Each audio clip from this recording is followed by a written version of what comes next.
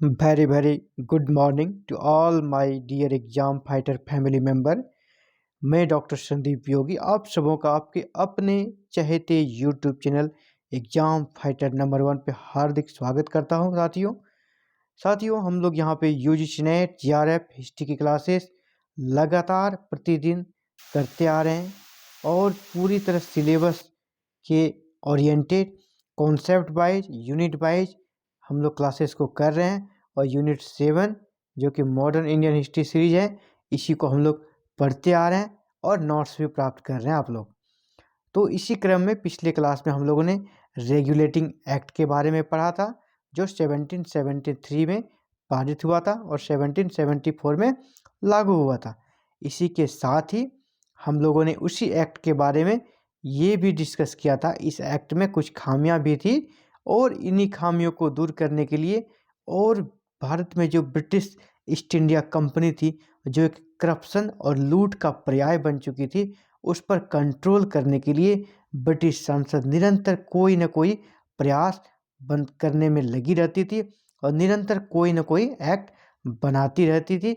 इसी क्रम में 1783 में, इसे याद रखेंगे, 1783 में ब्रिटेन में उस समय लॉर्ड नॉर्थ की सरकार थी और लॉर्ड नॉर्थ की सरकार ने एक विधेयक लाया था जिसे फॉक्स का विधेयक कहा जाता है, क्योंकि वहाँ के जो ब्रिटिश सांसद थे फॉक्स, वो सरकार के मंत्री थे, कैबिनेट मंत्री थे।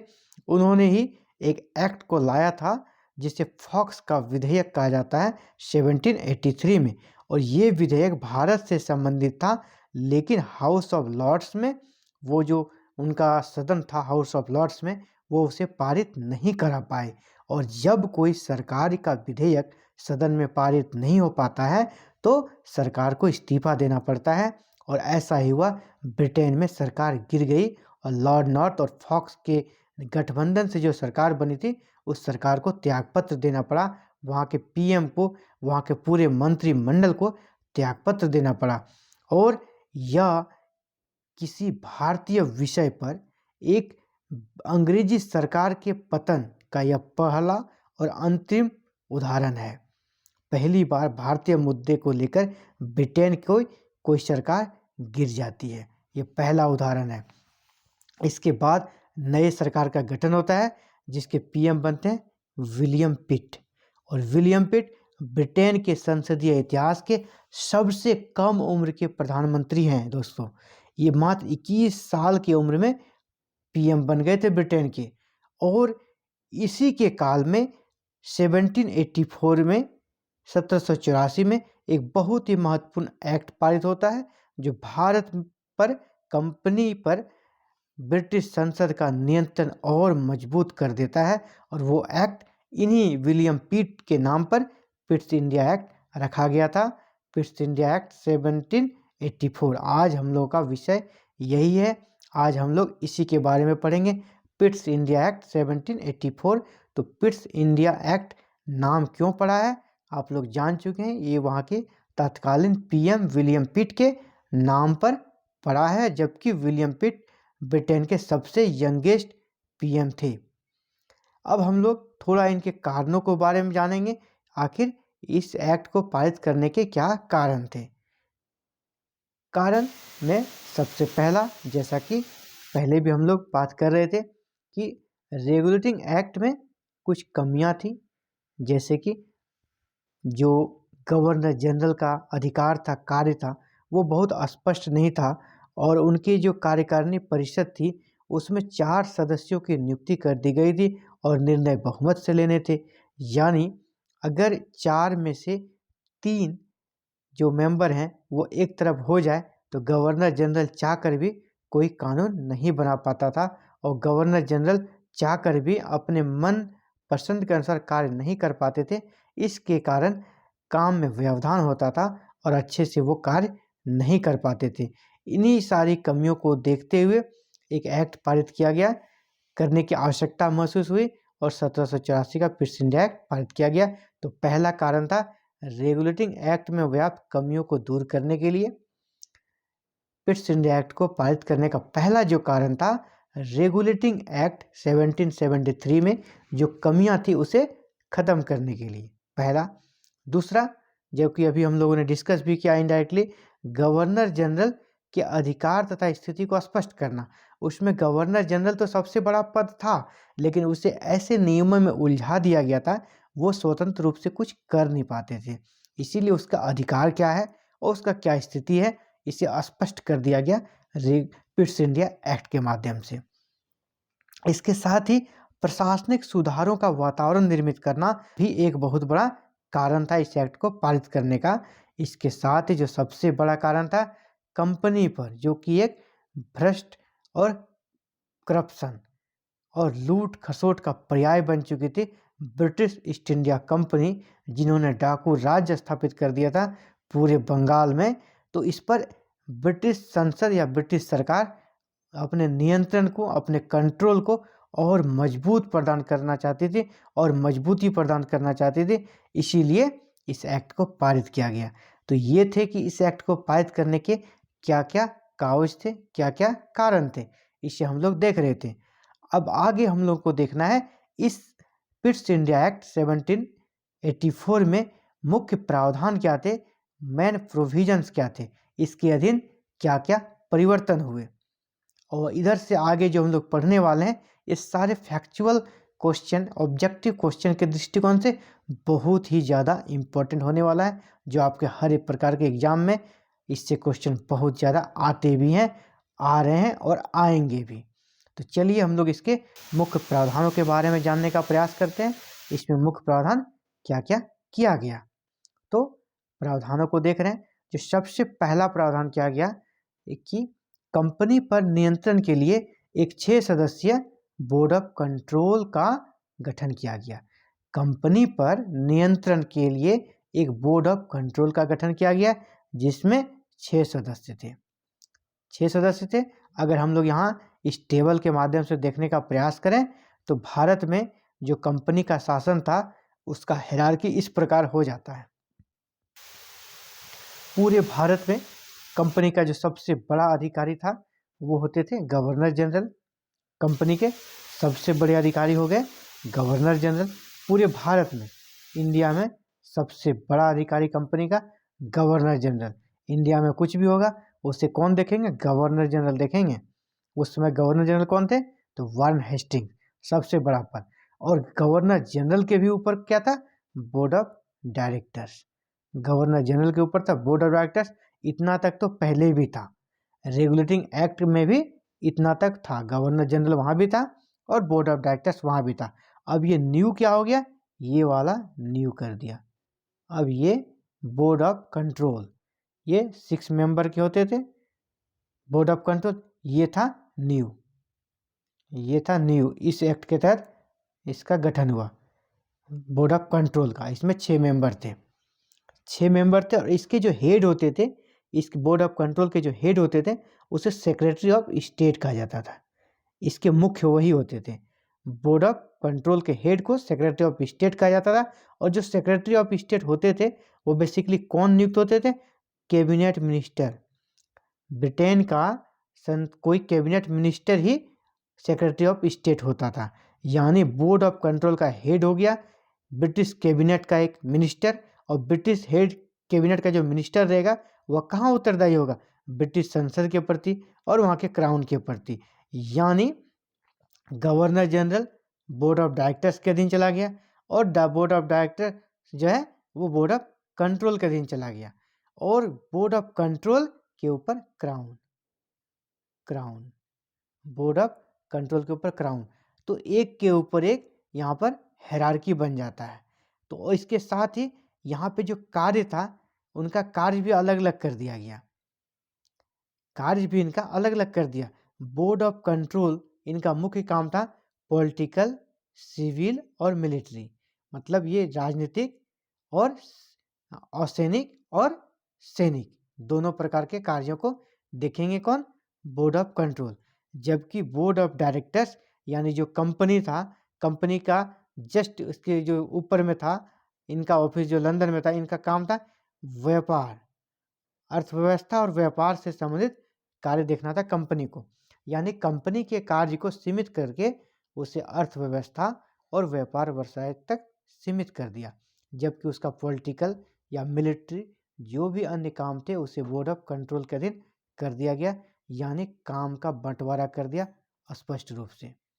और सबके ऊपर हो गया ब्रिटिश क्राउन।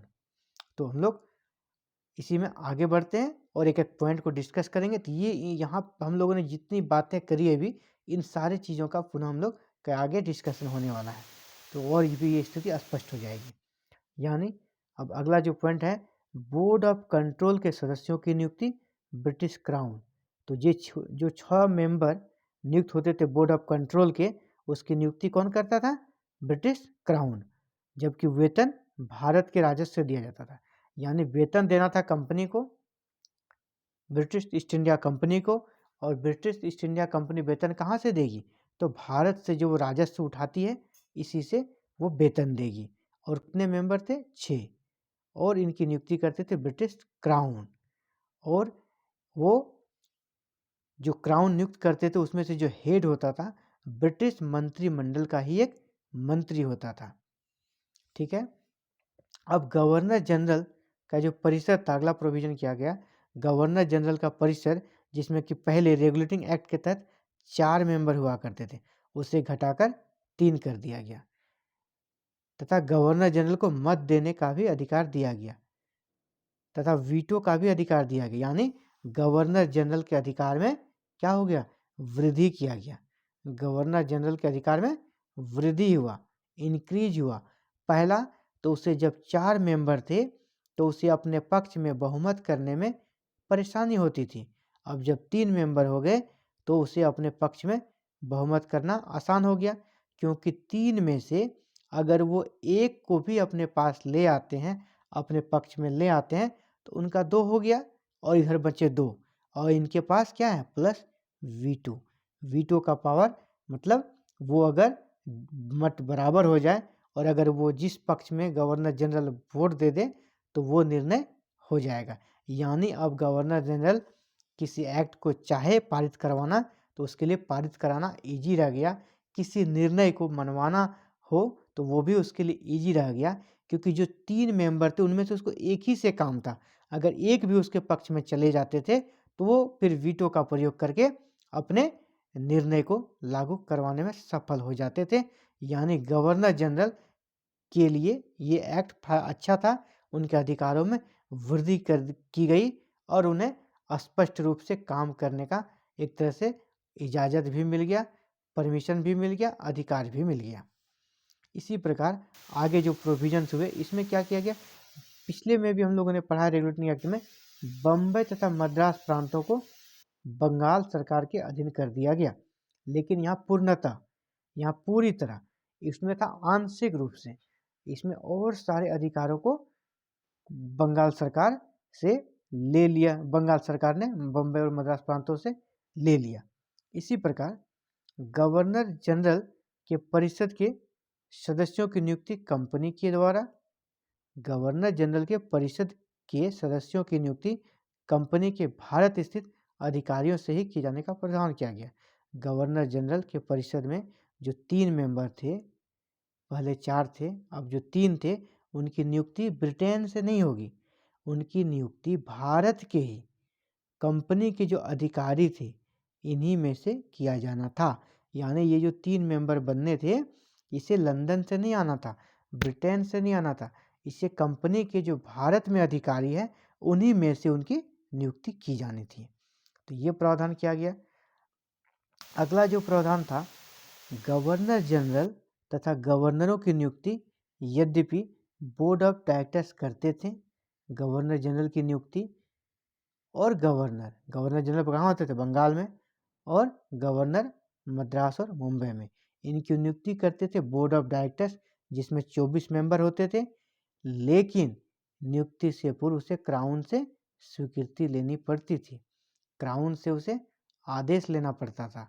यानी यहाँ भी ऑल इन ऑल कौन हो गए? क्राउन।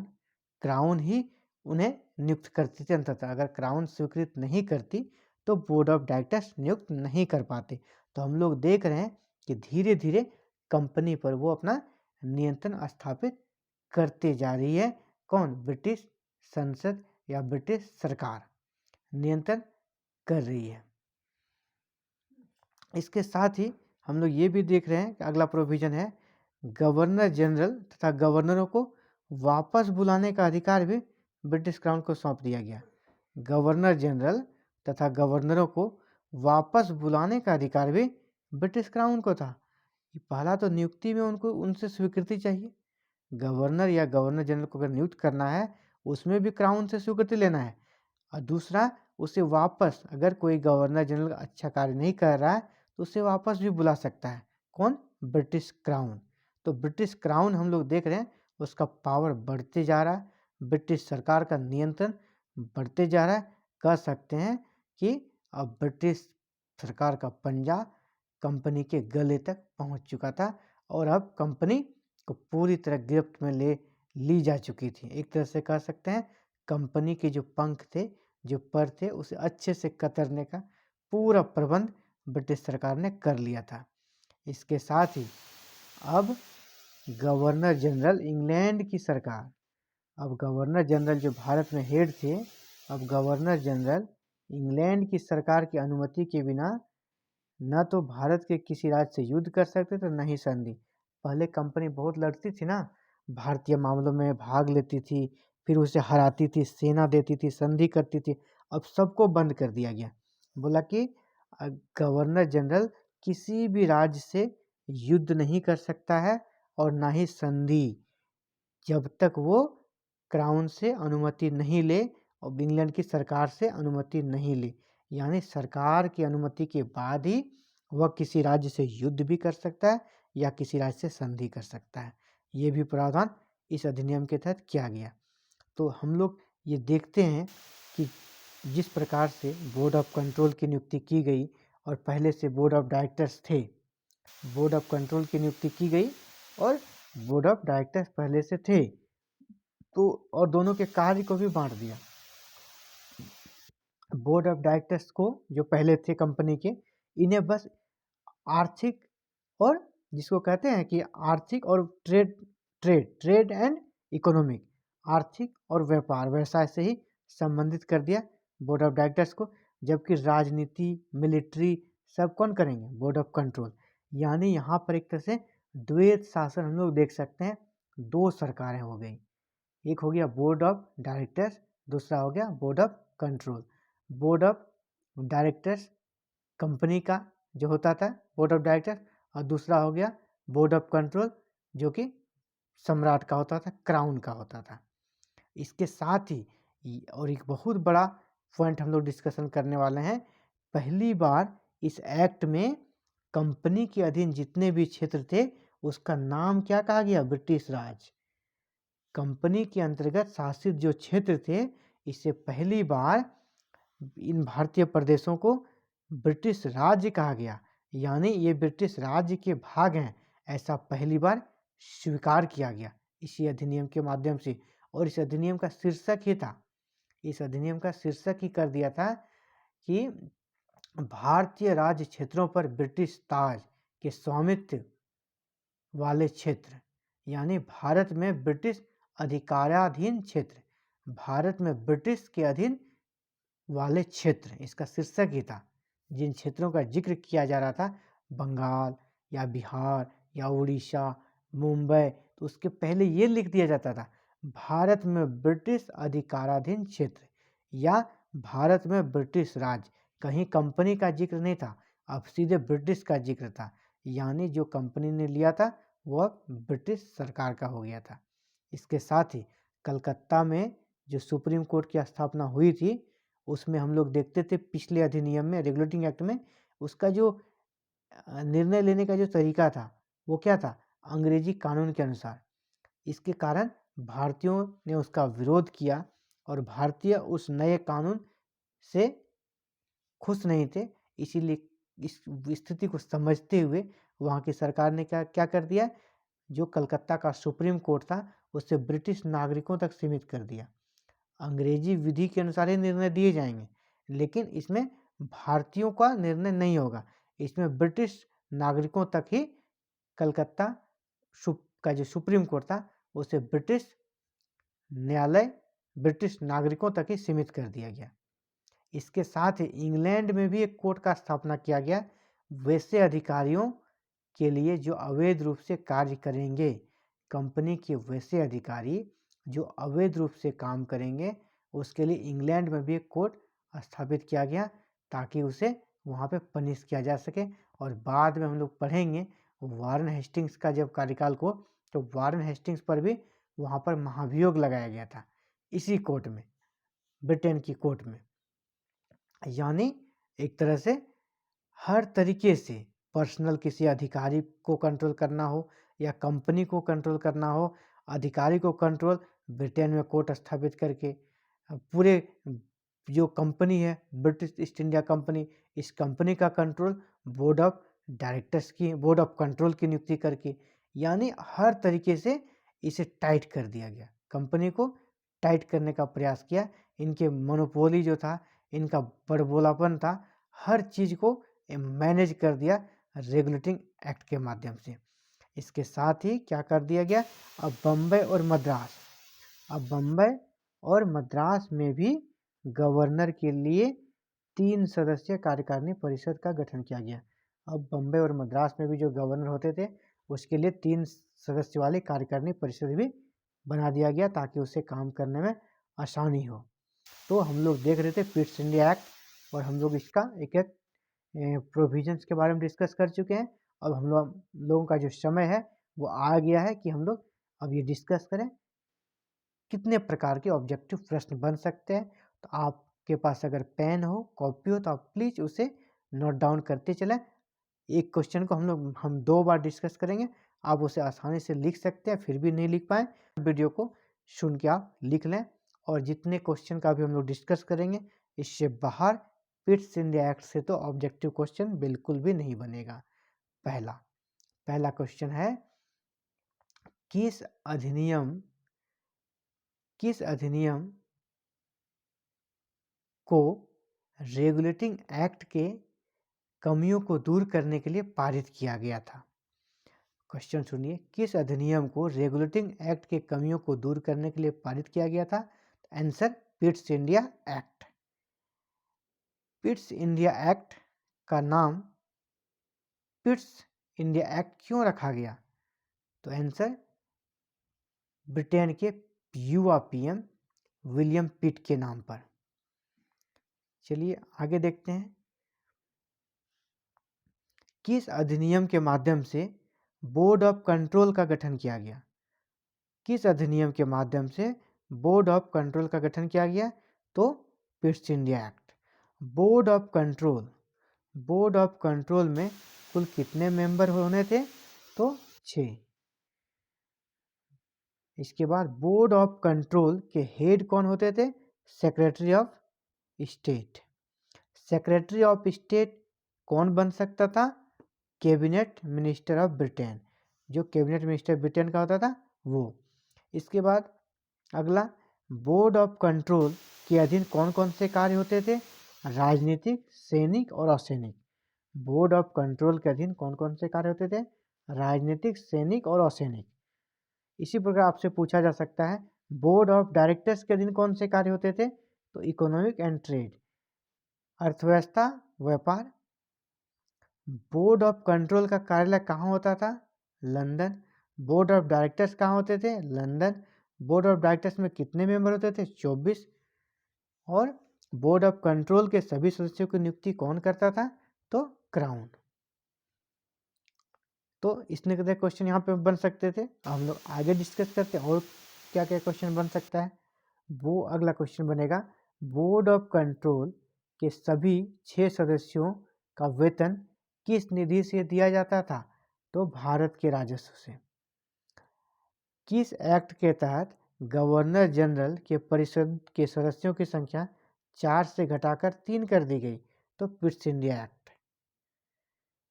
किस अधिनियम के तहत गवर्नर जनरल को भी मत देने का अधिकार दिया गया? किस एक्ट के तहत गवर्नर जनरल को भी मत देने का अधिकार दिया गया? तो पिट्स इंडिया एक्ट। किस अधिनियम के तहत गवर्नर जनरल को वीटो पावर दिया गया? तो पिट्स इंडिया एक्ट। किस एक्ट के तहत बम्बई तथा मद्रास प्रांतों को पूर्णतः, यहाँ पूर्णतः रहेगा तब, या आंशिक या सिर्फ पूर्णतः नहीं रहेगा तो रेगुलेटिंग एक्ट, बम्बई किस अधिनियम के तहत बम्बई तथा मद्रास प्रांत को पूर्णतः बंगाल सरकार के अधीन कर दिया गया? तो ये ईस्ट इंडिया एक्ट। अगर सिर्फ पूछेगा बम्बई तथा मद्रास प्रांतों को बंगाल सरकार के अधीन कब किया गया, तो रेगुलेटिंग एक्ट। अगर पूर्णतः रहेगा तो ईस्ट इंडिया एक्ट। आगे, गवर्नर जनरल परिषद के सदस्यों की नियुक्ति गवर्नर जनरल के परिषद के सदस्यों की नियुक्ति कौन करता था? तो British crown. British governor general तथा गवर्नरों की नियुक्ति कौन करता था? तो board of directors. Governor general तथा गवर्नरों की नियुक्ति कौन करता था? Board of directors.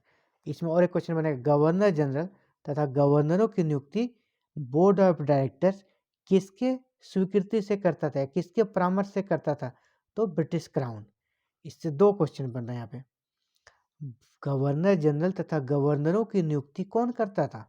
तो board of director. Governor general तथा गवर्नरों की नियुक्ति बोर्ड ऑफ डायरेक्टर्स किसके आदेश से करता था? तो क्राउन। फिर गवर्नर जनरल तथा गवर्नरों को वापस बुलाने का अधिकार किसे था? क्राउन को, ब्रिटिश क्राउन को। इसके बाद किस एक्ट के तहत ये प्रावधान कर दिया गया कि गवर्नर जनरल भारत के किसी राज्य से युद्ध और संधि बिना क्राउन के स्वीकृति से नहीं कर सकता है? तो यह ईस्ट इंडिया एक्ट। किस अधिनियम के तहत गवर्नर जनरल सरकार की अनुमति के बिना न तो भारत के किसी राज्य से युद्ध कर सकते थे, न ही संधि? यह किस अधिनियम के तहत किया गया? यह भी ईस्ट इंडिया एक्ट के तहत किया गया। किस अधिनियम के तहत अधिकारों का बंटवारा दो भागों में कर दिया गया? यानी किस अधिनियम के तहत द्वैत शासन की स्थापना की गई? तो ईस्ट इंडिया एक्ट। अधिकारों का बंटवारा किसमें किसमें किया? Board of control, board of directors में। किस अधिनियम के तहत पहली बार भारत में ब्रिटिश प्रांत या जो भी कंपनी के क्षेत्र थे उसे ब्रिटिश राज्य से संबोधित किया गया? किस अधिनियम के तहत पहली बार भारत स्थित कंपनी के क्षेत्रों को ब्रिटिश राज्य कहा गया? तो ये ईस्ट इंडिया एक्ट। कलकत्ता में स्थित सुप्रीम कोर्ट को किस अधिनियम के तहत सिर्फ ब्रिटिश नागरिकों के लिए ही सीमित कर दिया गया? कलकत्ता में स्थित सुप्रीम कोर्ट को किस अधिनियम के तहत ब्रिटिश नागरिकों तक सीमित कर दिया गया? तो ईस्ट इंडिया एक्ट। इसके बाद किस अधिनियम के तहत बम्बई तथा मद्रास के गवर्नर के लिए भी 3 सदस्यीय कार्यकारिणी परिषद का गठन किया गया? तो ईस्ट इंडिया एक्ट। तो इतने तरह के क्वेश्चन इस चैप्टर से बन सकते हैं जिसका हम लोग डिस्कस कर रहे थे, और इससे बाहर एक भी क्वेश्चन नहीं बनेगा। ईस्ट इंडिया एक्ट को हम लोग काफ़ी अच्छे से समाप्त कर चुके हैं। उम्मीद है आपके लिए बहुत ही फायदेमंद होगा ये वीडियो, और आप देख रहे थे एग्जाम फाइटर नंबर 1 और अपने तैयारी को बना रहे थे धारदार। तो इसी के साथ आप लोगों से मैं डॉक्टर संदीप योगी विदा लेता हूँ। Have a nice day. Bye bye दोस्तों।